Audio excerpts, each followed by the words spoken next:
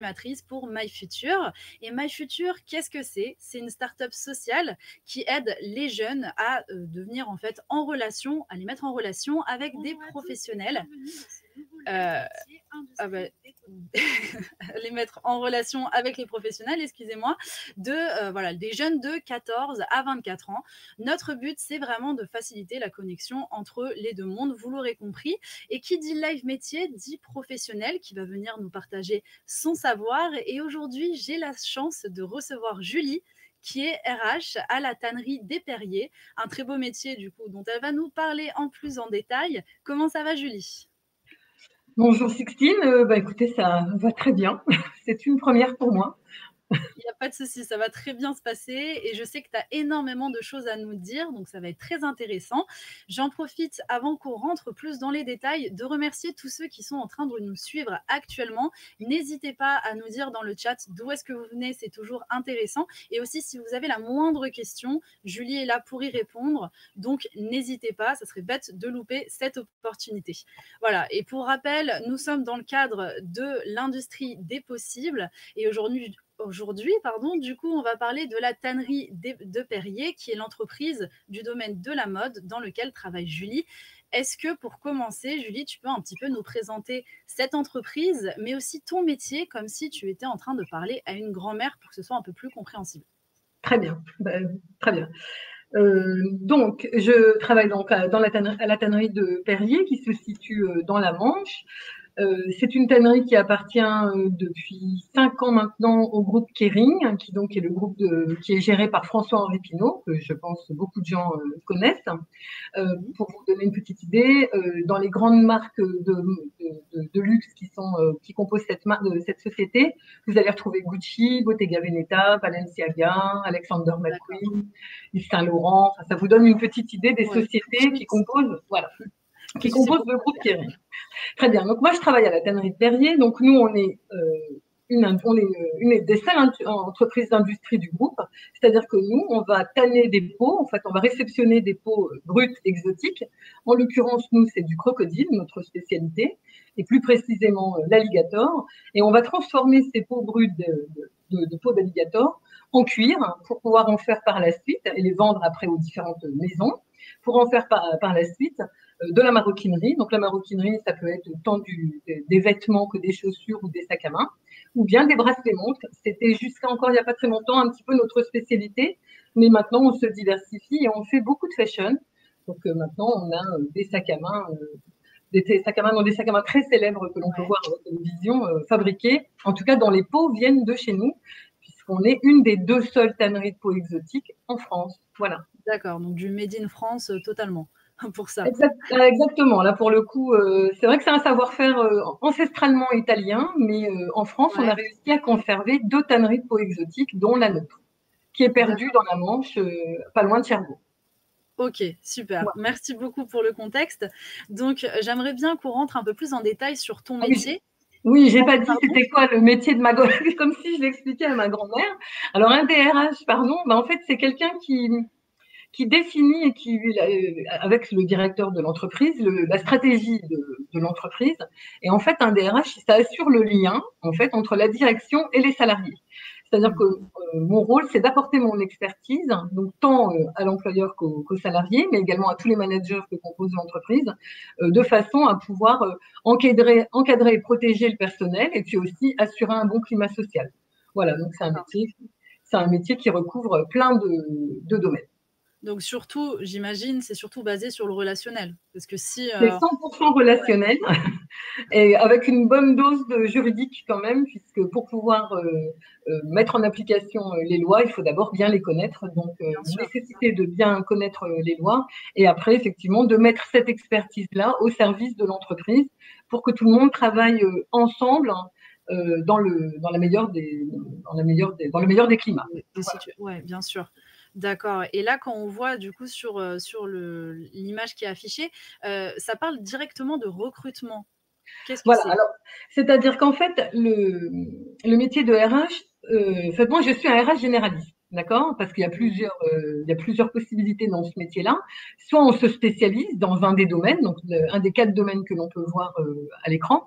Moi, je suis un RH généraliste, donc je fais tout. Je travaille dans une petite entité de 100 personnes qui nécessite cette polyvalence dans mon métier.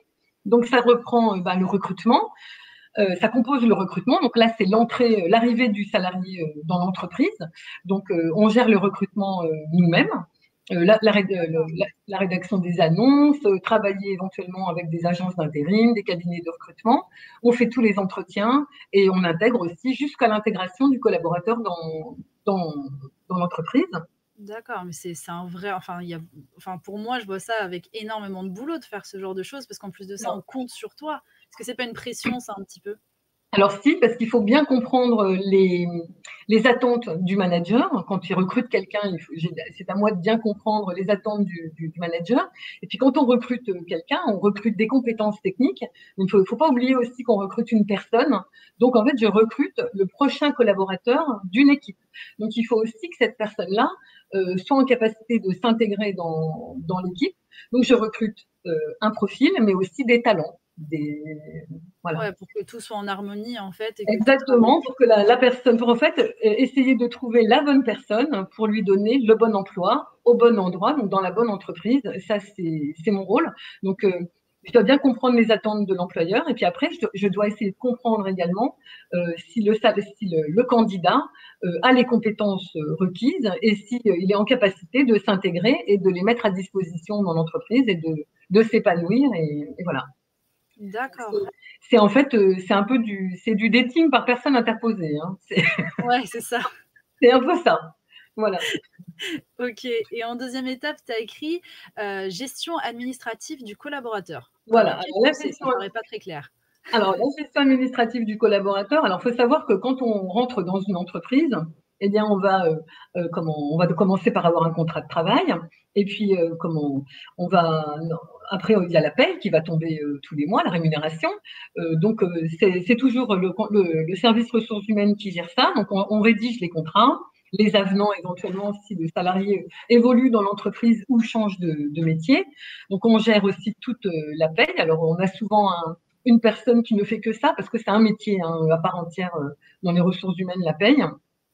Mais on a également tout ce qui est le suivi des mutuelles, des cotisations retraite, enfin voilà, tout ce qui est tout le côté administratif du salarié, s'il a besoin d'attestation, même si on va jusqu'à l'aider à trouver un logement s'il en a besoin. Enfin voilà, il y a plein de choses qui existent. Et puis on est là aussi pour accessoirement, je ne l'ai pas noté, mais on est là aussi pour gérer les budgets de l'entreprise, pour tout ce qui concerne la paye et ses accessoires. Donc, quand je parle d'accessoires, ça peut être des primes, ça peut être des vêtements de travail, tout ce qui est les équipements personnels de sécurité, donc les fameuses les EPI, les équipements de protection individuelle, et puis tout ce qui est aussi les budgets de l'année, donc les budgets en recrutement, enfin voilà. C'est un métier qui est assez complet. Et au tout début, tu me disais que les RH n'étaient pas forcément, enfin, ne faisaient pas forcément toutes les tâches que tu nous as expliquées ici. Parce que c'est vrai que personnellement, moi qui ne connais pas vraiment ce métier, quand je vois tout ça, je me dis, mais comment est-ce que tu t'en sors? Parce que ça paraît être une charge de travail, enfin, de penser à tout, de partout. Voilà, c'est énorme. Alors, en général, un RH n'est pas seul. Hein. On dit toujours, d'abord, on parle toujours d'un service RH. Donc, moi, mon service est composé de 2 personnes. J'ai une assistante qui va s'occuper de toute la partie plutôt administrative. Donc là, quand on voit les pavés, en fait, j'ai une collaboratrice qui s'occupe plutôt de la partie administrative et une autre collaboratrice qui va s'occuper du recrutement et de la formation des salariés, parce qu'effectivement, ce sont des activités qui prennent du temps. Donc, et puis voilà, donc on veut pas se tromper. Quand on fait la paye, l'idée c'est de faire la paye bonne du premier coup. Donc, bien sûr. Ça nécessite une certaine concentration. Et moi, je suis un peu là en transverse sur toutes ces activités-là, c'est-à-dire que moi, je sais faire tout, du recrutement, de la paye, de la formation, de l'analyse juridique. Je suis juriste de métier, donc voilà, je sais tout faire. Et justement, combien de salariés vous avez dans cette entreprise? Alors, on est une centaine. L'idée, c'est de continuer de se développer. Alors là, on a vécu un petit passage à vide avec le Covid. Oui, hein, comme tout Encore le un peu monde, comme je dans pense. toutes les entreprises. Mais là, ça revient. Donc, on se met à recruter, par exemple, là, en ce moment, juste pour une entreprise de 100 personnes, j'ai 7 postes à pourvoir. Donc, ça prend beaucoup, beaucoup de temps. Quand on pense que la rédaction d'une annonce, ça prend à peu près une demi-journée. Après, la mettre en ligne, recevoir les candidats, trier les CV. Un recrutement, ça prend à peu près, quand il est bien mené, ça peut prendre jusqu'à une semaine. Donc, oui, être trois, c'est pas du luxe. Voilà. Bien sûr, ouais, j'imagine. Voilà. Et, et du coup, alors tu en as parlé un petit peu, mais qu'est-ce que c'est du coup la formation du salarié et développement des compétences? Voilà. Alors, un salarié, quand il arrive dans l'entreprise, il arrive avec ou sans diplôme d'ailleurs, hein. Il peut très bien arriver sans diplôme. Alors, soit il arrive avec un diplôme, et là, mon rôle, ça va être de compléter ses connaissances pour qu'il puisse s'épanouir dans son emploi. Et puis continuer de grandir et d'évoluer, avoir une carrière. Donc là, on va travailler son développement son programme son parcours de carrière et développer ses compétences. Et puis alors, sinon, on a notamment à la tannerie, il n'y a pas d'école qui prépare au métier de tanneur. Donc on a un CQP en interne. Un CQP, c'est un contrat de qualification professionnelle qui correspond à un diplôme de l'État de niveau BEP, je crois. Et donc, les salariés qui rentrent dans notre entreprise ont la possibilité, vont passer ce diplôme de tanneur. Donc, c'est mon service également qui a construit le cursus avec les managers. Et puis, on suit cette montée en compétences jusqu'à la validation des acquis et l'obtention du diplôme. Pour les autres qui rentrent avec le diplôme, par exemple, je vais prendre le cas de mon assistante RH. Le but, ça va être le droit du travail, c'est un droit qui est vivant, qui évolue tout le temps. La paye, c'est pareil, les règles, les cotisations, si vous écoutez la télévision, ça change tout le temps. Ben, l'idée, c'est de maintenir notre niveau de compétence pour pouvoir être toujours les meilleurs, en fait. Donc, mon métier, c'est d'assurer que les collaborateurs continuent d'acquérir de l'expérience et des compétences tout au long de leur carrière. Voilà. Enfin, c'est incroyable de se dire à quel point en fait ton métier est important au sein des entreprises en fait, parce que c'est vraiment être partout, s'occuper un peu de tout et surtout de déjà penser au futur à chaque fois en fait. C'est ça. Toujours. C'est exactement ça. C'est-à-dire qu'en fait, le rôle d'un DRH, c'est de gérer le présent tout en anticipant l'avenir, tout en pensant à l'étape d'après. C'est-à-dire qu'on ne fait rien sans penser d'abord en ayant un plan B. Déjà, on envisage toujours un plan B. Et puis après, on envisage and so what, c'est-à-dire la suite. Qu'est-ce qu'on va faire par la suite?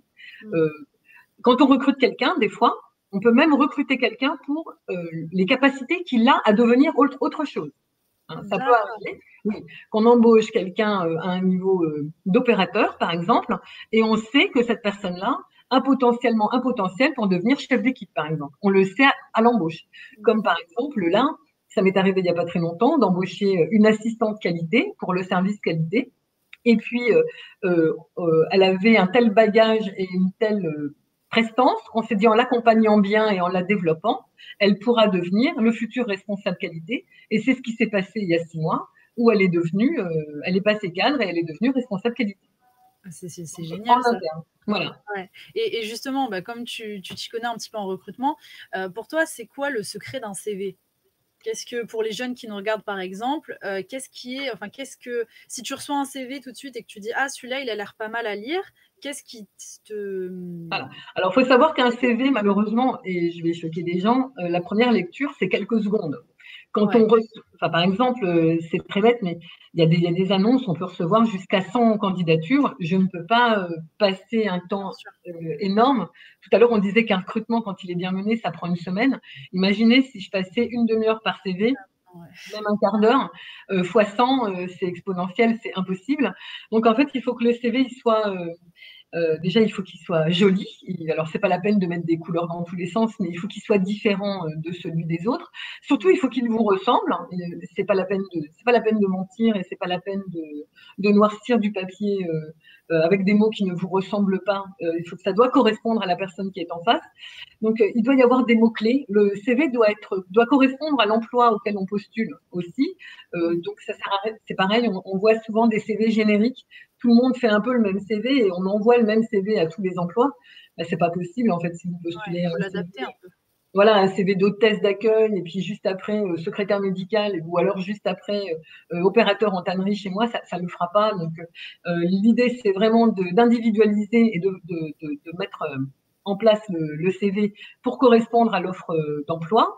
Et puis après, c'est pas parce qu'on n'a pas d'expérience ou pas beaucoup de diplômes qu'on n'a pas fait des choses à côté. Comme tout à l'heure, je disais, je recrute des talents. Il m'arrive, moi, de recruter quelqu'un parce qu'il a une passion pour quelque chose qui va correspondre au métier chez moi. Par exemple, quand je recrute, si je prends le cas de la tannerie, comme il n'y a pas de diplôme qui prépare à la tannerie, je ne vais recruter que la personne sur le potentiel qu'elle peut devenir. Donc, je vais regarder effectivement ses centres d'intérêt. Est-ce qu'elle aime par exemple, en tannerie, moi, je vais chercher des gens qui aiment le dessin, qui aiment l'art en général, quelqu'un qui fait du dessin, qui a une appétence pour les couleurs ou la décoration, forcément, chez moi, ça peut coïncider. Voilà. Après, voilà, donc ça, il ne faut pas hésiter à compléter son CV, à dire, par exemple, pour un élève, quand on postule pour un poste de management, si on a été délégué de classe, typiquement, ça va ensemble, parce qu'on sait que la personne ne va pas avoir peur de parler en public, va savoir synthétiser et rendre quelque chose à un groupe. Donc, c'est des choses qui sont, si vous faites du bénévolat, faites partie d'une association, tout ça, ce sont des données qui sont importantes, qui peuvent paraître anodines à mettre sur un CV, mais qui entre deux CV à diplôme équivalent, par exemple, peuvent faire la différence. D'accord, bon ça c'est intéressant de voir. Voilà. Donc déjà, aérer un peu le CV pour avoir vraiment une idée, quelque chose de joli, personnalisé, avoir un CV gonflé aussi, enfin pas gonflé, c'est un mauvais mot, mais je vais dire représentatif aussi de ce qu'on fait à côté, pas forcément que les diplômes, pour montrer un petit peu plus sa personnalité. Surtout quand on n'a pas d'expérience, ouais. Oui, surtout qu'on n'a pas d'expérience. Et voilà, donner envie dès le premier regard, ça donne envie de lire. Ouais. Et puis, il faut essayer de sortir des mots-clés de son CV, des mots-clés qui vont parler à l'employeur. Par exemple, si vous postulez à un emploi je sais pas moi, de chauffeur routier, dites que vous avez le permis de conduire. Enfin, c'est des choses qui paraissent tellement, et que vous avez un véhicule. Si vous habitez dans la campagne et que vous postulez en ville, parler de votre moyen de locomotion, ça peut paraître très bête, mais c'est des choses qui rassurent, surtout quand on a affaire à des jeunes, à des jeunes sortis d'école. Bien sûr. Ok, merci beaucoup pour cette parenthèse sur le CV. Et on va arriver à la dernière étape, veille juridique et respect des normes. Voilà, alors ça, c'est la partie, on va dire, la moins drôle du poste, et pour autant, c'est la partie qui est la plus importante, c'est-à-dire qu'un RH, c'est aussi celui qui veille au respect des règles. En fait, un RH, c'est un peu comme le monde une entreprise et les règles qu'il y a dedans, parce qu'il faut savoir qu'il y a un règlement intérieur dans une entreprise, comme dans un collège, un lycée ou une université. Donc, il y a des règles à respecter en entreprise. Moi, je suis là pour veiller à l'application au respect de ces règles-là. Et puis aussi, les lois évoluent tout le temps, on l'entend suffisamment à la télévision comme ça. Donc mon rôle, ça va être aussi d'assurer une veille juridique de façon à apporter les nouveautés et faire en sorte que l'entreprise respecte les règles et les salariés aussi. Et voilà, ça permet aussi de prendre des décisions en cas de conflit entre les salariés, par exemple. Quand on a des conflits, ça arrive, il ne faut pas croire que ça n'arrive jamais. Des conflits entre les salariés, je suis un peu le médiateur de ces conflits. Ça va être aussi le respect ça peut être aussi, là en ce moment, on est en période de Covid, le respect des règles sanitaires. Je suis là pour veiller à ce que tout le monde les applique. Je travaille dans une entreprise aujourd'hui avec des produits chimiques et des produits dangereux, donc je suis là aussi pour veiller à ce que l'utilisation des produits soit la bonne, voilà, et que les gens portent bien leurs chaussures de sécurité, les masques, les bouchons d'oreilles, enfin des choses comme ça. Voilà. Et puis il y a un dernier pavé que j'ai pas noté mais qui est important. Le dernier pavé, c'est la communication au sein de l'entreprise. Donc je suis responsable de la communication interne. Donc on a des petits événements. En fait, l'idée, le rôle d'un DRH, c'est aussi, tout à l'heure, c'est ce que je disais en introduction, c'est d'assurer un bon climat social dans l'entreprise. En fait, on est là aussi là, on va bientôt fêter Noël, donc on met en place des petites actions, soit de communication, soit des actions un peu festives. Ça peut être aussi des nouveautés, informer les salariés sur ce qui se passe dans le groupe. Par exemple, il y a un poste à pourvoir dans l'entreprise d'à côté, par exemple chez Saint-Laurent, qui pourrait correspondre à des salariés de l'entreprise. Donc, c'est essayer de leur donner des informations sur l'entreprise, sur le groupe, mais aussi sur la région. Ça peut être des choses mettre en place des systèmes de Merci Marie. covoiturage. Enfin, ça va jusque-là, hein, le rôle d'un D'accord. Ok, c'est incroyable. Le rôle, il est incroyable et je te propose qu'on passe à la prochaine diapositive. Voilà. Et de parler un petit peu de la carte d'identité du métier. Donc, pour ceux qui tombent sur un live métier pour la première fois, ici, on va vraiment chercher à taper dans le concret du métier, voir un petit peu la vie que l'on mène. Donc, déjà, tu nous en as dit énormément, Julie. Et il y a vraiment ce côté qui est incroyable, je trouve, c'est vraiment le nombre de tâches, en fait. C'est vraiment... c'est vraiment incroyable. Il n'y a pas d'autre mot pour le dire. Et justement, là, une des premières questions qui me vient, c'est que, bon, tu y as un peu répondu, c'est que c'est vraiment tout un travail d'équipe, Oui. Mais il y a aussi une recherche de ton côté. Oui, c'est un métier où effectivement, alors c'est ce que en solo ou en équipe, et ben c'est les deux, mon capitaine.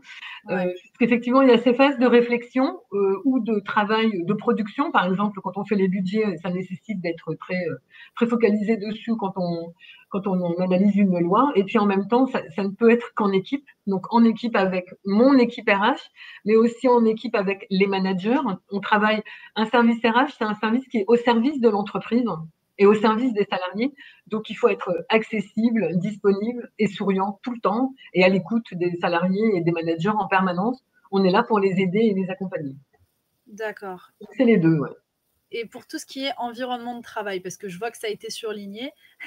Alors, environnement, je sais pas pourquoi. Environnement de travail, alors moi, je suis pas une RH de bureau, comme je suis une RH généraliste. Les personnes qui ne font que du recrutement, par exemple, ou que de la paye, ou que de la construction budgétaire, eux ont des emplois plutôt administratifs.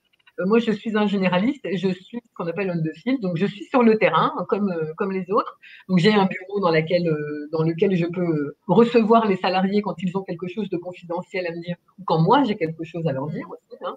Mais sinon, je suis avec eux sur le terrain et on est là pour essayer de comprendre les situations et essayer de trouver la meilleure des solutions. En fait, le droit du travail, c'est comme si, je vais donner une image, mais c'est comme un terrain de foot, en fait. D'accord. Les lignes blanches d'un terrain de foot. Et donc en fait, moi je suis un petit peu l'arbitre ou l'entraîneur, enfin ça dépend des fois. On joue tous sur le terrain. L'idée c'est de pas sortir du cadre. Alors on peut jouer au milieu, on peut jouer sur les côtés. Moi je suis là pour essayer de faire en sorte que l'entreprise avance, que les salariés se sentent bien en jouant sur le terrain de jeu, c'est-à-dire qu'il y ait le cadre légal. Et justement, on parle de ce relationnel que tu as et vraiment cette fédération que tu dois faire au sein de cette entreprise. Est-ce que au final, ça impacte pas parfois tes émotions ou ce genre de choses? Parce que j'imagine comme il y a énormément d'émotions qui se passent dans la journée, quand tu rentres le soir, est-ce que tu n'es pas un peu lessivé à cause de tout ça? Alors oui, si, il y a des soirs où, il y a des soirs où c'est fatigant, des jours où c'est plus fatigant que d'autres, on va dire. Mais par contre, la satisfaction de voir les gens réussir et d'atteindre leurs objectifs, ça compense un peu tout le reste. C'est vrai que c'est un métier où il faut pas avoir peur de l'hypersollicitation. Il faut savoir que parfois, je suis dans mon bureau, le téléphone sonne, je suis en réunion, par exemple avec vous là sur Internet, on frappe à ma porte. Je reçois des mails en même temps, des SMS parce que les gens n'arrivent pas à me joindre. Donc, il ne faut pas avoir peur de ça. Donc, ça demande une très grande organisation, de garder la tête froide et garder le recul nécessaire. Mais c'est vrai qu'il y a des jours où c'est très fatigant.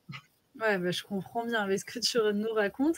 Et au sujet des horaires, est-ce que c'est des horaires typiques ou est-ce que justement parfois tu es amené à faire des heures supplémentaires en fonction des cas que tu as à rendre?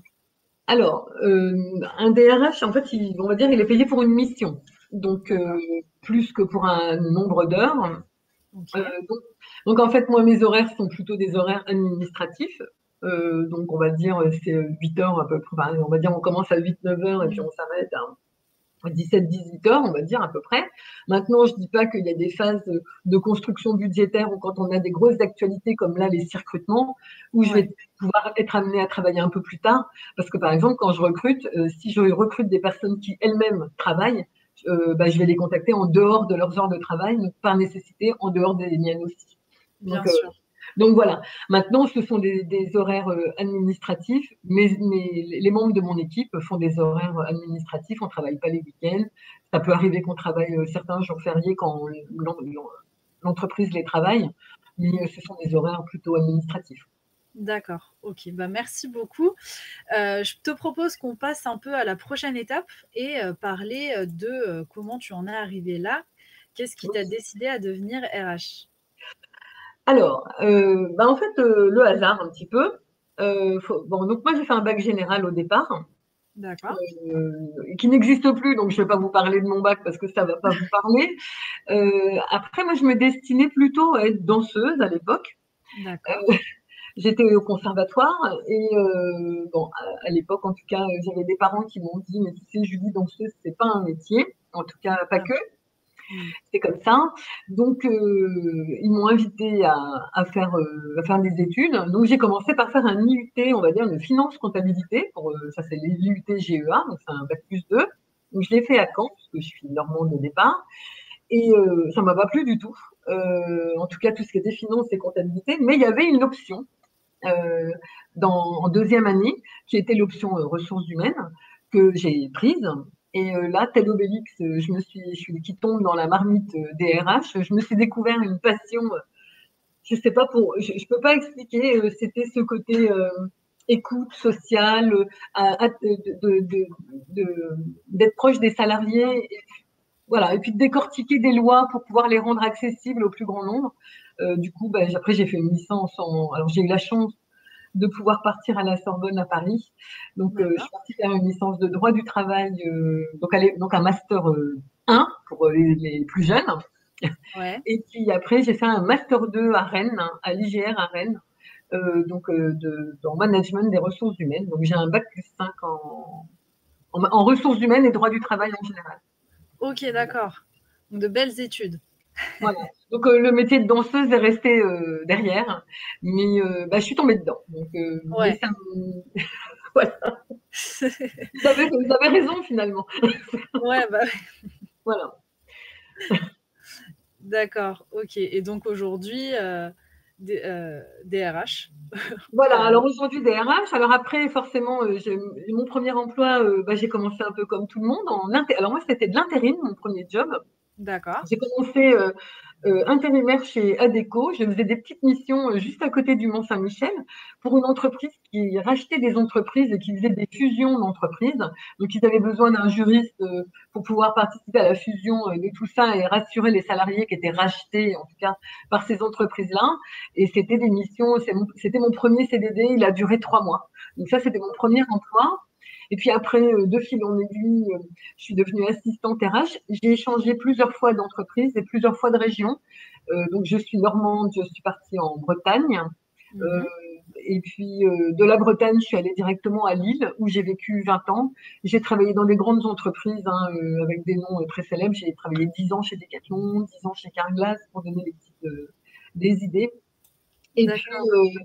voilà, donc au fur et à mesure des années et des changements d'emploi, je suis passée donc d'assistante, je suis passée d'adjointe, je suis passée DRH.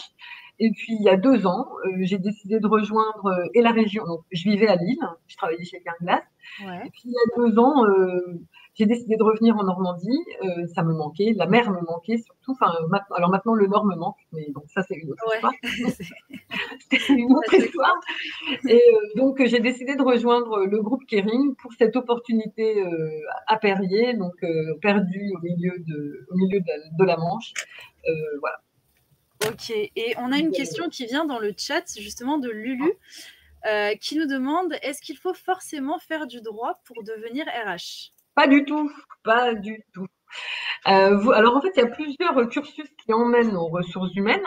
Donc, il y a le droit. Alors, finalement, c'est assez peu naturel. Parce qu'en fait, moi, j'ai fait un IUT, puis après, le Master 2, c'était ingénierie des ressources humaines. Alors, il y D'accord. a le droit du travail normal, mais on va dire tout ce qui est économie et gestion peut vous y emmener.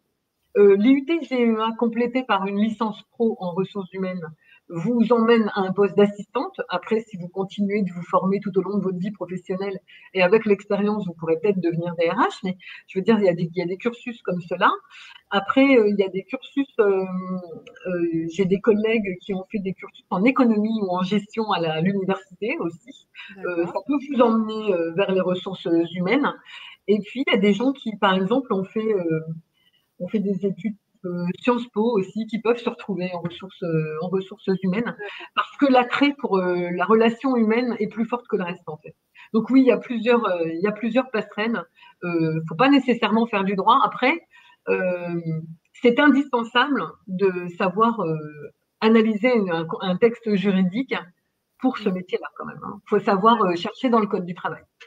Mais c'est rassurant de voir que même si on n'a pas pris forcément le bon chemin au début, on peut quand même finir dans le métier de rêve. Complètement. Après, il y a même des gens qui deviennent RH après avoir été manager pendant des années, qui d'un seul coup veulent repassent un diplôme, par exemple, en ressources humaines. Ça existe, hein, un Master 1 en RH. Et puis qui deviennent RH sur le tard aussi. D'accord. Bon, parce que on n'en a pas parlé, mais il y a beaucoup de coaching de managers quand on est RH. On est vraiment là aussi pour aider les managers, les accompagner à résoudre des situations et à prendre les bonnes décisions pour les emmener vers l'atteinte de leurs objectifs. Donc le droit finalement c'est 30-40%. Hein. Ouais. Bah, encore une autre énième facette de ton métier. Voilà, c'est ça. Il y a beaucoup de coaching et d'accompagnement. Et justement, je te propose qu'on passe un peu à la suite et à tes compétences. Donc, on va parler un peu plus de toi. Oui. Voilà, 3 compétences qui ont été clés dans ta vie, mais aussi au sein de ton poste. Est-ce que tu peux un petit peu nous détailler tout ça? Alors, les compétences qu'il faut avoir, enfin en tout cas que moi j'ai essayé de travailler et qui m'ont permis de devenir RH, c'est être à l'écoute des gens, mais pas les écouter pour les écouter, mais c'est une vraie écoute active. Hein. C'est-à-dire qu'en fait, on écoute la personne, on respecte ce qu'elle dit, on ne donne pas de jugement. Donc, et être empathique, hein, c'est justement ça, ne pas donner de jugement et rester froid dans l'émotion, enfin froid, Ouais. respecter l'émotion voilà, de l'autre. Ça, c'est une compétence humaine qui est primordiale pour faire ce métier, parce qu'il faut inspirer confiance, il faut que la personne ait confiance en vous pour pouvoir se livrer. Après, on dit toujours que pour recevoir, il faut d'abord donner. Donc, il faut aussi savoir se livrer un peu auprès de la personne et lui dire qu'on la comprend et que, voilà. Bah, il faut la confiance, les bases de la confiance. Exactement. Il faut être à l'écoute. Surtout que des fois, il y a des gens qui viennent se livrer à vous sur des choses très personnelles, notamment quelqu'un qui va tomber malade et avoir un cancer, par exemple, qui va s'inquiéter pour son avenir dans l'entreprise. C'est vraiment le rôle du RH que de l'accompagner, avec le médecin du travail, bien sûr, mais c'est de le mettre en relation avec le médecin et de l'accompagner dans cette épreuve de façon à ce qu'il la passe la mieux possible et lui permettre de rester dans son emploi. Et c'est ça justement qui nous relie à la deuxième chose évoquée, qui est du prendre du recul et gérer son stress, parce que ça ne peut pas être toujours simple. Voilà, exactement. Parce que quand on est dans ces situations-là, ou des situations, donc une situation dramatique, ou dans une situation conflictuelle, l'idée c'est vraiment de ne pas prendre parti et de bien comprendre ce qui se passe avant de prendre une décision. Ne jamais réagir à chaud. D'ailleurs, on m'appelle Scarlett, c'est pas pour rien. La fameuse Scarlett O'Hara, j'y penserai demain, parce que je dis tout le temps ça. Quand il y a quelque chose de grave, je suis toujours en train de dire j'y réfléchirai demain. En fait, c'est pour ne jamais réagir sur le moment, parce que sur le moment, voilà, on prend les mauvaises décisions. Donc l'idée, c'est de laisser refroidir les situations et pour pouvoir bien les comprendre. Alors parfois, quand on est une situation dangereuse, forcément, il faut prendre une décision, mais il faut rester vraiment garder la tête froide et gérer son stress, garder son sang-froid, de façon à ne pas transmettre aussi son propre stress à l'autre. Ça, c'est primordial, parce que moi aussi, il y a des moments où je peux avoir l'ascenseur émotionnel dans la journée, pour moi. Donc l'idée, c'est vraiment de ne pas le transmettre aux salariés. Oui, d'accord. Voilà. Et en troisième, organisé et rigoureux ou rigoureuse. Voilà. Alors ça, on l'a vu tout à l'heure avec la quantité de choses à faire. Eh bien, il faut savoir travailler avec une to-do list. Donc une to-do list, c'est tous les matins quand j'arrive, je fais la liste de toutes les choses que j'ai à faire dans la journée et j'essaye de toutes les faire. Et ça demande une organisation au cordeau parce qu'un salarié qui attend, c'est un salarié mécontent. Ça paraît stupide comme ça, mais c'est vrai. Un salarié qui n'a pas de réponse à ses questions ou un manager qui attend une réponse parce qu'il a une problématique, c'est anxiogène pour les gens. Donc l'idée, c'est de savoir être partout tout en moi faisant mon travail. Donc ça demande beaucoup de rigueur et une grande organisation. Après, une fois que vous l'avez, j'ai envie de dire, ça roule tout seul. Vous la trouvez, votre Mmh. organisation. Et les organisations se font et se défont avec votre ancienneté aussi. Il y a des choses avant, je mettais Ouais, 2 jours à les faire. Maintenant, une demi-journée, c'est fait. Donc, bien sûr. l'organisation évolue aussi avec le temps. Voilà. D'accord. Et alors, j'ai une petite question dans le chat de Samy qui nous demande comment gérer les histoires personnelles et prendre du recul face aux différentes personnes. Parce que c'est vrai que je ne sais pas s'il y a une recette miracle hein, à Non. partager, mais ça doit être difficile à faire au quotidien. Alors en fait, effectivement, les histoires personnelles, c'est-à-dire qu'en fait, je ne suis pas psy. Alors, quand on est RH, on peut aussi avoir été psychologue aussi, hein. J'avais oublié de dire ça, mais on peut passer par la psycho Toujours pour plus. devenir RH. Oui, oui, non, non. Parce qu'il y a quand même, parce que dans nos études de RH, on fait de la psychologie sociale. Donc, il y a Mm. aussi cette passerelle-là qu'on avait oubliée tout à l'heure, que j'avais oublié. Euh, donc, en fait, il faut savoir écouter les situations et puis en ne jugeant pas, c'est ce qu'on a dit tout à l'heure, et en ne donnant pas son avis, puisqu'on n'est pas là pour juger la personne ni donner son avis. Euh, mais on est là aussi, donc soit pour lui dire, bah, écoute, je comprends ta problématique, mais malheureusement dans l'entreprise, ça ne va pas avoir sa place, et parce qu'on ne peut pas aussi aborder des sujets aussi personnels dans l'entreprise. Donc on va accompagner la personne pour trouver les bons interlocuteurs. Euh, Mm. à l'extérieur de l'entreprise, on est là aussi pour les guider. Par exemple, moi, j'ai des collaborateurs qui peuvent venir me voir en très forte difficulté financière et à ne plus réussir à payer la cantine de leurs enfants. Typiquement, je les reroute vers les organismes d'aide. Voilà. Et bien sûr, la confidentialité, c'est la première chose, c'est-à-dire que ce que la personne me dit, ça reste chez moi. Et personne ne sait ce qui se passe dans mon bureau. Donc voilà. Donc effectivement, c'est pas simple. Surtout des fois, vous avez des situations assez dramatiques. Mm. Notamment là, avec le Covid, j'ai des salariés qui ont perdu des membres de leur famille et qui ont Ouais, beaucoup, c'est beaucoup de compliqué. mal à gérer. Donc là, l'idée, c'est vraiment de les écouter, d'être rassurant. Mais par contre, voilà, il y a un moment où mon rôle s'arrête. Je ne suis pas psy. Mm. Euh, au moment où mon rôle s'arrête, mais de montrer qu'on est là aussi pour les gens Bien sûr, et on les accompagne. Et quand ils ont besoin, on les route vers des professionnels à l'extérieur. On les exactement. aide. On les aide. Ouais. D'accord. Bah, merci pour ta réponse. Et juste pendant ta présentation, tu nous as confié que tu aimais bien Albator. Tu as Ah choisi oui, Albator. oui, mais c'est parce que vous m'avez posé la question. Quel était ton fan quand tu étais enfant? Ben moi, quand j'étais enfant, alors forcément, vous allez avoir une idée de mon âge, hein, c'est-à-dire que j'ai été enfant dans les années 80. J'ai eu cette chance. Ouais, En fait, alors j'avais le choix entre plusieurs héros, mais alors j'avais un faible particulier pour celui-là, certainement parce que c'était un justicier. Maintenant, en fait, quand je vous l'ai dit, j'avais pas réalisé que c'était le justicier de l'espace. oui, bah, c'est un peu ça, hein, ça se rejoint. Voilà. Donc, est-ce qu'il y a un lien avec ça? Je ne sais pas, mais en tout cas, si j'avais pu aller sur son bateau et voilà, Ouais. je suis complètement fan et je le reste. Et c'est marrant parce que du coup, j'ai transmis le virus à mes enfants qui sont fans d'Albator. Donc, Ah bah c'est bien. En plus, on va pas se mentir, le générique est plutôt accrocheur. n'est-ce pas? Non, non, Exact. mais c'est vrai que c'est complètement mordu de ça. Et ça reste, hein, parce qu'en plus, notre génération, on connaît. Alors, je les aimais tous, hein, mais celui-là, c'était mon chouchou, quoi. Ouais. Ok, super. Si j'avais pu me marier avec, ça aurait été génial, d'accord. Donc, Ah bah il est jamais trop tard, sait-on jamais. non, on peut pas, non, non, mais j'ai réalisé qu'il n'existait pas après. Mince, chut, fallait pas le dire, on est en live. Voilà. Donc super, on va arriver sur tes qualités. Est-ce que tu peux un petit peu nous en parler? Et après, je vais te donner plein de questions qui sont tombées dans le chat pendant tout ce temps. Ah Mais bah, dis donc. avant, je te laisse me parler des qualités.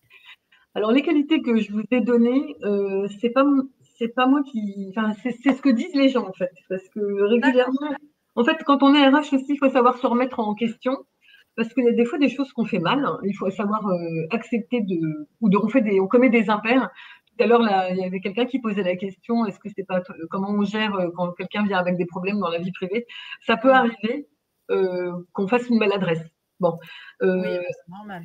ça arrive, hein, on n'est pas des machines, on est des êtres humains. Donc là, l'idée, c'est vraiment donc, c'est de rester souriant et de savoir aussi dire, bah voilà, je me suis trompée Mm. et voilà.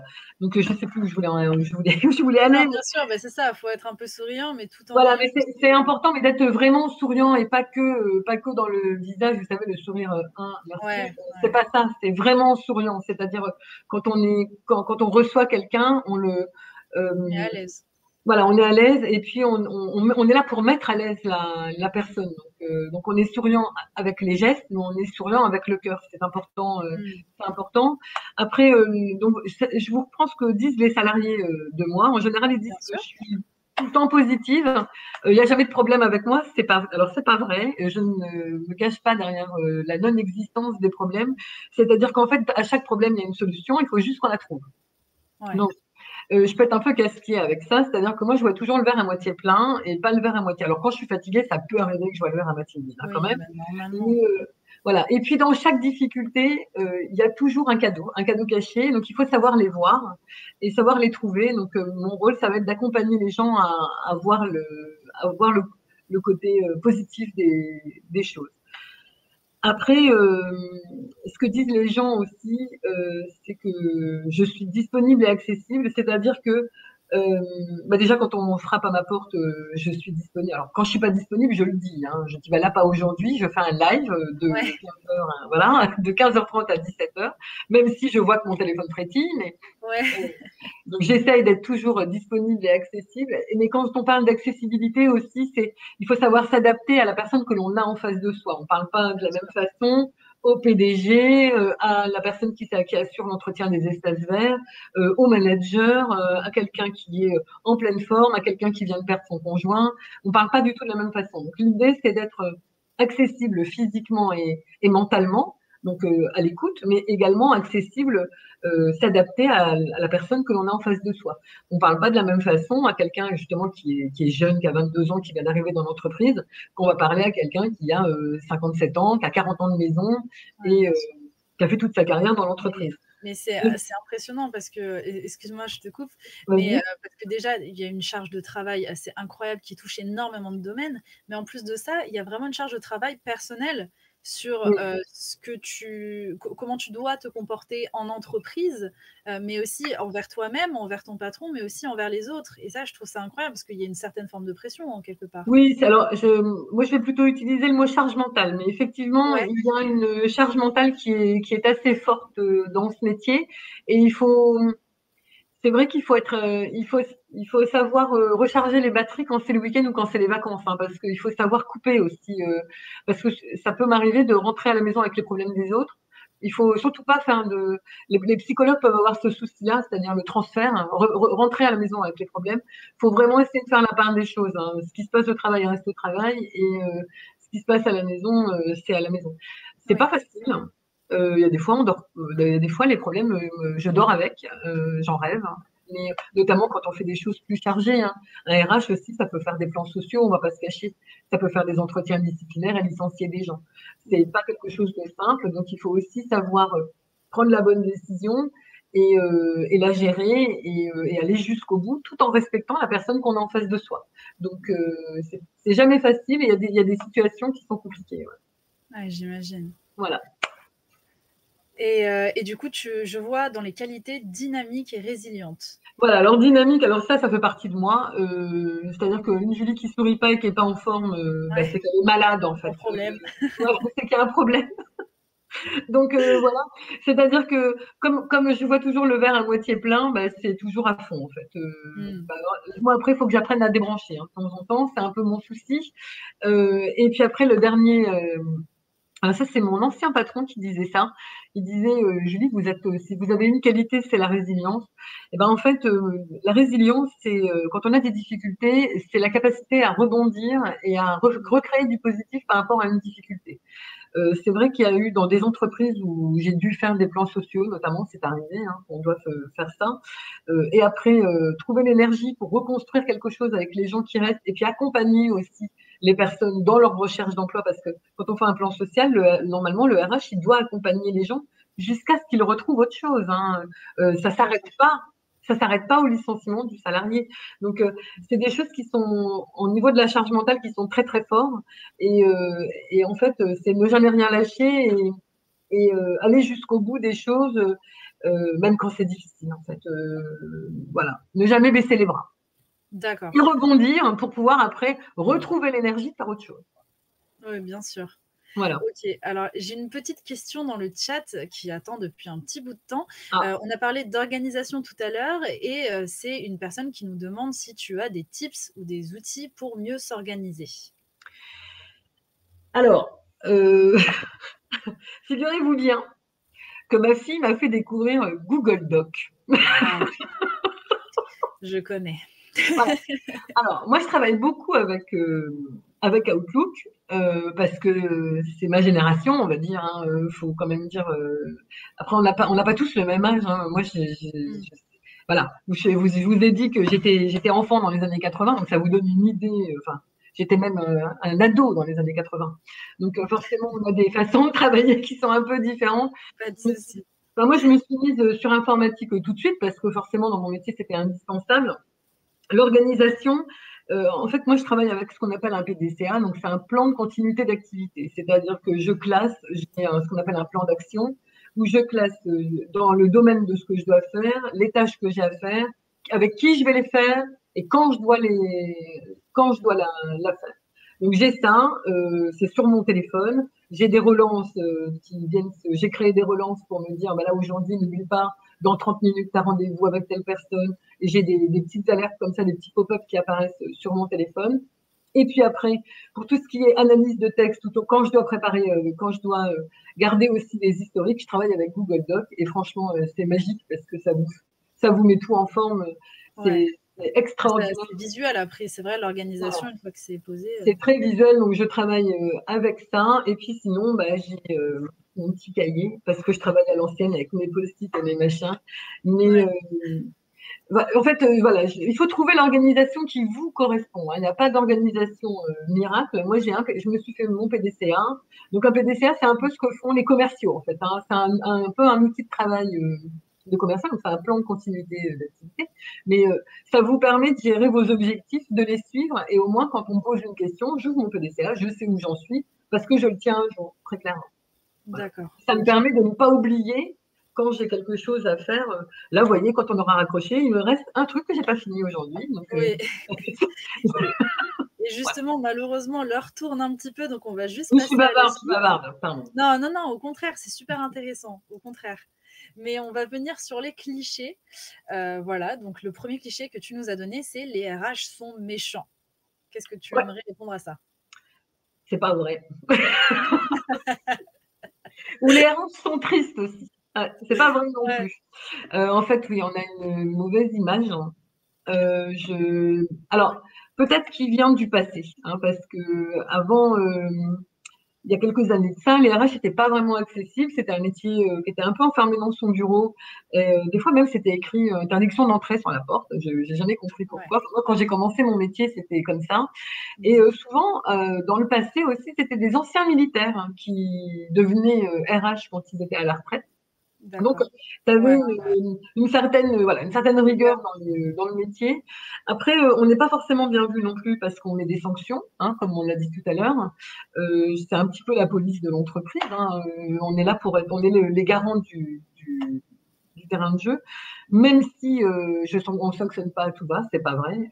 D'abord, on explique, on donne du sens. Il faut savoir qu'un salarié a le droit à l'apprentissage et après, il a le droit à l'erreur avant d'être sanctionné. Donc, à moi de bien doser tout ça. Et puis aussi, parfois, on ne nous aime pas parce qu'on est un peu les anges noirs. Hein. Alors, on annonce les bonnes nouvelles quand on va recruter des gens, hein, et puis on annonce aussi les mauvaises nouvelles. Donc, malheureusement, et on le voit souvent à la télévision, quand on a un plan social, souvent, c'est le RH qui est méchant parce que c'est lui qui le fait et c'est nous qui allons jusqu'au bout du truc. Donc, on essuie un peu ça. Le deuxième cliché, c'est on n'est pas productif. Parce qu'on ne crée pas de valeur dans l'entreprise, on ne ramène pas de chiffre d'affaires, donc on n'a pas beaucoup de travail, on est dans notre bureau, il y a l'image qu'on boit du thé et qu'on attend que le téléphone sonne pour avoir du travail. Bah, quand je vous ai fait l'inventaire de tout ce que j'ai à faire, c'est pas complètement vrai. Quoi. Mais c'est un cliché hein, qui existe vraiment. Oh, bah, t'as le temps, t'es dans ton bureau. Bah, Non. Ouais, ouais, non, c'est incroyable. Et c'est pour ça que c'est bien d'avoir un petit peu ces live métiers pour vous, par exemple, qui nous regardez depuis chez vous ou en classe, d'avoir vraiment cet aspect de ce métier et de rencontrer la réalité des faits. Et parce que, alors, moi, pour la plupart des choses, j'avais un petit peu une idée de ce que c'était être RH, mais c'est vrai que j'ai appris encore plus de choses. Et comme je disais, c'est incroyable la charge de travail et la charge mentale, justement, qu'il y a derrière. Et j'en profite pour poser la question qui est arrivée dans le chat. Il y a Lulu qui nous dit comment vous faites quand l'ancien employé ne retrouve pas d'emploi. Ah, après, alors, et ben, malheureusement, il y a un moment. Alors, c'est-à-dire que l'accompagnement, quand on fait un plan social, quand le salarié ne retrouve pas d'emploi, alors effectivement, ça arrive, hein. Malheureusement, l'accompagnement, il est limité dans le temps. Quand je dis que ça continue après, suite à un licenciement, il y a un accompagnement qui va être de plusieurs mois. Malheureusement, alors le RH ne le fait pas seul, hein. Il y a un cabinet qui va nous aider. On va généralement missionner un cabinet, ce qu'on appelle un cabinet d'outplacement, qui va nous aider à aider le collaborateur à retrouver un emploi. Malheureusement, effectivement, il y a un moment où ça s'arrête. Notre mission s'arrête. On peut pas s'occuper de quelqu'un pendant 4 ans. Déjà, on s'en occupe. C'est un peu plus qu'1 an, hein. Ça doit être autour de 18 mois, je crois. Donc, ça dure assez longtemps quand même. Mais oui, il y a des gens malheureusement qui ne. Alors, quand la personne ne retrouve pas un emploi, on aide aussi les gens à la création d'entreprise, hein. On n'est pas uniquement dans l'accompagnement. On n'est pas uniquement. En fait, moi, mon rôle s'arrête. Par exemple, si la personne a des difficultés pour retrouver un emploi, on peut aussi l'inciter, l'aider à reprendre une formation sur un métier qui recrute, par exemple, hein. Parce en France, on a quand même beaucoup de métiers qui ont du mal à trouver. Alors, je ne suis pas concernée, mais beaucoup de métiers qui ont du mal à trouver des salariés. Oui, bien sûr. Ce que je fais aussi, c'est d'accompagner les salariés dans le repositionnement. Mais oui, il y a une date de fin, malheureusement. Si la personne n'a pas retrouvé pendant le temps. Oui, il y a beaucoup de facteurs qui rentrent en compte. Heureusement, c'est pas systématique. Alors, Déjà, c'est déjà voilà. bien. Alors, j'ai quand même la chance. Alors, après, peut-être que effectivement, je n'ai pas fait de gros plans sociaux non plus, mais en tout cas, dans les périmètres que j'ai fait, à minima, les gens avaient refait une formation derrière. Beaucoup créent leur entreprise, hein, après des événements compliqués comme enfin, notamment les gens qui ont beaucoup d'ancienneté.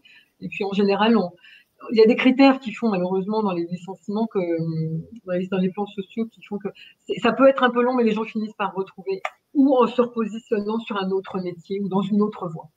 D'accord. Mais c'est pas simple, hein, je suis d'accord. Oui, la charge mentale, elle est là, hein. Ouais, il y a vraiment une charge. Parce qu'on peut le vivre comme un échec personnel aussi, hein. Ça, faut pas. On fait tout ce qu'on peut, hein. Non, c'est sûr. Et bon, pour faire quelque chose d'un peu plus positif, on va passer à la dernière image de cette présentation. Du coup, est-ce que tu as un message important que tu aimerais faire passer aux jeunes qui nous regardent actuellement, une anecdote ou des conseils? Alors, en fait, je vais vous prendre une citation. Ouais. C'est la citation d'un grand philosophe chinois, Confucius, qui disait quelque chose de très intéressant. Et je dis ça à mes enfants aujourd'hui qui cherchent leur voie aussi, parce que j'ai un enfant de 13 ans, donc elle est en pleine recherche. Ouais, c'est compliqué. En fait, ce qu'il faut faire, faites un travail que vous aimez. Et Confucius disait, je vais vous lire je vais vous dire exactement. Alors, moi, je le vois un peu différemment, mais il disait, choisissez un travail que vous aimez et vous travaillerez pas un seul jour dans votre vie. Mais c'est vrai, ça. Choisissez un métier qui vous plaît, peu importe faites ce qui vous plaît. Alors, je vais pas vous dire de ne pas écouter les autres, c'est pas vrai, mais c'est la clé de la réussite et c'est la clé de votre épanouissement. C'est important que vous soyez bien dans votre tête et bien dans votre job. La vie privée, c'est 50%, le job, c'est la moitié, hein. Ça représente à peu près la moitié.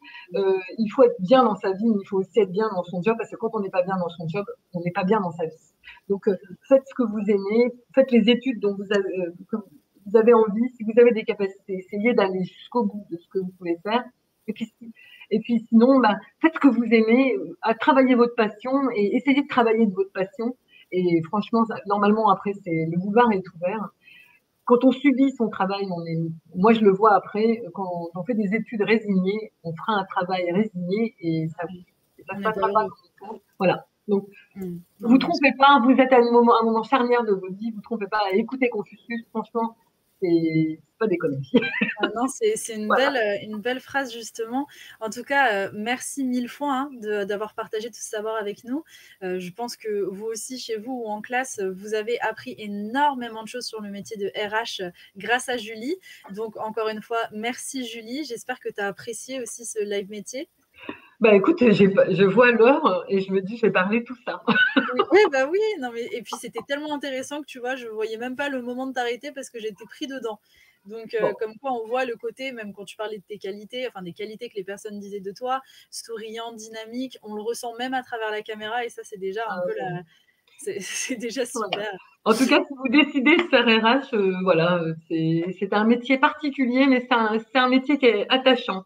Il y a autant de belles choses que de choses difficiles, et c'est un métier qui est très épanouissant personnellement, mais il Mmh. faut être solide dans sa tête hein, Oui, être aussi. préparé. Voilà, il faut être préparé. C'est pas un métier, enfin, il faudrait pas faire ce métier-là par hasard. Il faut que ce soit Mmh. un vrai choix. Voilà. Ouais. Mais, Et mais c'est un beau métier. oui, ça c'est sûr, ça on a appris plein de choses et d'ailleurs si vous avez loupé n'importe quelle information au cours de ce live, ne vous inquiétez pas, il sera en rediffusion comme plein d'autres live métiers qu'on a déjà fait. Donc si vous n'avez rien à faire, vous pouvez aller les voir, ce sera toujours très intéressant. Vous pouvez aussi nous suivre sur nos réseaux sociaux, que ce soit Instagram, TikTok ou encore YouTube. Voilà, on essaie de faire plein de choses en s'amusant tout en apprenant des choses et est-ce que Julie, avant que je conclue, tu veux rajouter une petite phrase? Ben, merci. En tout cas, je ne sais pas combien vous étiez derrière votre écran, mais si j'ai suscité un tout petit peu d'intérêt, tant pour le métier de RH que pour la relation humaine dans l'entreprise et éveiller quelque chose en vous, j'en serais ravie. C'est un métier qui est souvent méconnu et mal aimé. Et pour autant, on est là au service des gens et pour les gens. Et notre rôle aussi, c'est d'aller dans les écoles aussi pour vendre nos métiers, enfin nos métiers et les métiers de notre entreprise. Donc c'est complètement cohérent. Ce live est complètement cohérent avec ma mission également. Donc je suis ravie d'être là et j'espère que si j'ai pu vous intéresser, Eh ben, je ne écoute, ferai peut-être pas, mais j'en suis honorée en tout cas. à en juger par le chat, je peux te dire déjà que oui, c'est merci beaucoup, c'est vraiment top, super intéressant. Quelqu'un d'autre qui dit merci pour ce message positif. Julie, vous êtes au top. Enfin bref, que des compliments. Et sur ce, malheureusement, il est déjà temps de clôturer le live. J'en profite pour juste donner une dernière information pour vous. Si vous voulez participer au concours Je filme le métier qui me plaît et dans ce cas-là, réaliser une petite courte vidéo de 3 minutes du métier de votre choix. La finale se tient quand même au Grand Rex à Paris pour la remise des prix avec Danny Boone. C'est pas n'importe qui non plus. Voilà, donc si vous voulez plus d'informations, vous pouvez aller directement sur le site Je filme le métier qui me plaît .tv. Voilà, encore merci à vous d'avoir partagé ce live métier avec nous. Merci encore Julie. Et je crois qu'il est déjà temps de se dire au revoir. On se retrouve très vite dans un prochain live. Et en attendant, bonne fin de journée à tous. Au revoir. Merci, au revoir.